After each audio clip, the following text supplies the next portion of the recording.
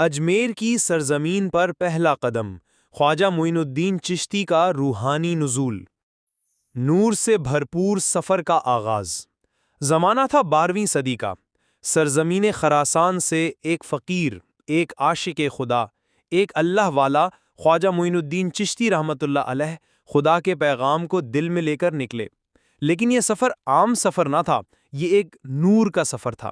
جب آپ مدینہ منورہ پہنچے تو رسول خدا صلی اللہ علیہ وسلم کے روضے پر حاضری دی اور وہاں روحانی پیغام ملا کہ اے معین الدین، ہند کی طرف روانہ ہو، اللہ تجھے وہاں اپنے اولیاء میں سے بنائے گا۔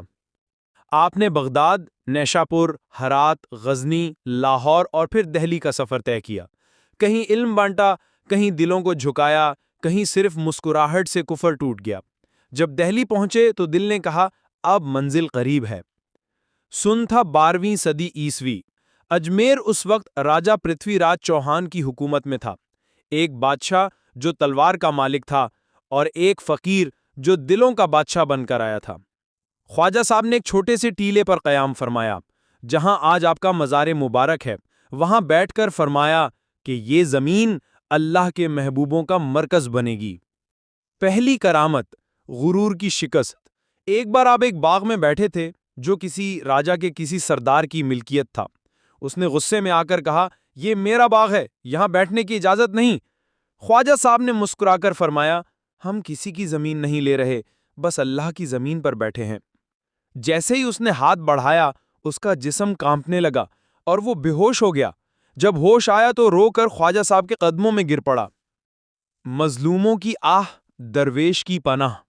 کچھ مظلوم عورتیں آپ کے پاس آئیں، کہا کہ ہمیں یہاں انصاف نہیں ملتا، ہم پر ظلم ہوتا ہے، ہماری زمینیں چھینی جا رہی ہیں۔ خواجہ صاحب نے فقط اتنا کہا کہ جہاں انسان کا انصاف ختم ہو، وہاں رب کا انصاف شروع ہوتا ہے۔ اسی رات آسمان سے بجلی گری اور ظالموں کی حویلیاں خالی ہو گئیں۔ راجہ پرتھوی راج کی بے چینی۔ جب راجہ کو پتا چلا کہ ایک درویش آ کر لوگوں کے دل بدل رہا ہے تو اسے غصہ آیا کہ میری رعایا کو یہ فقیر کیا سکھا رہا ہے۔ لیکن خواجہ صاحب نے کبھی تلوار نہیں اٹھائی، صرف اللہ کا ذکر کیا۔ رات کی محفلیں، ذکر کی خوشبو۔ راتوں کو آپ بیٹھتے، ایک چراغ جلاتے اور اللہ کا ذکر کرتے۔ لوگ خاموشی سے پاس آتے اور جب واپس جاتے تو آنکھوں میں آنسو اور دل میں نور لے کر جاتے۔ کہا جاتا ہے کہ جو ایک رات خواجہ کے پاس گزار لے وہ کبھی ویسا نہیں رہتا جیسا آیا تھا۔ دعوت محبت کی، کوئی جبر نہیں۔ خواجہ صاحب نے کہا کہ تلوار سے نہیں، محبت سے دل جیتے جاتے ہیں۔ آپ کی پہلی دعوت یہ تھی کہ بھوکے کو کھانا دو، مظلوم کو سہارا، گناہگار کو دعا۔ اور پانی کی کرامت۔ اجمیر کے کنویں سوکھ چکے تھے، لوگ پریشان تھے۔ آپ نے فرمایا کہ کنویں میں ایک لوٹا پانی ڈال دو اور یا رحیم کہو۔ لوگوں نے کہا کہ پانی ابلنے لگا، صرف کنویں نہیں بھرے، دل بھی بھر گئے۔ اور آخری منظر، اجمیر کی خاک میں روشنی۔ ایک دن خواجہ صاحب نے آسمان کی طرف دیکھ کر فرمایا کہ یہ زمین اب اللہ والوں کی پناہ گاہ بنے گی، یہاں ظالم نہ بسے گا، یہاں محبت بولے گی۔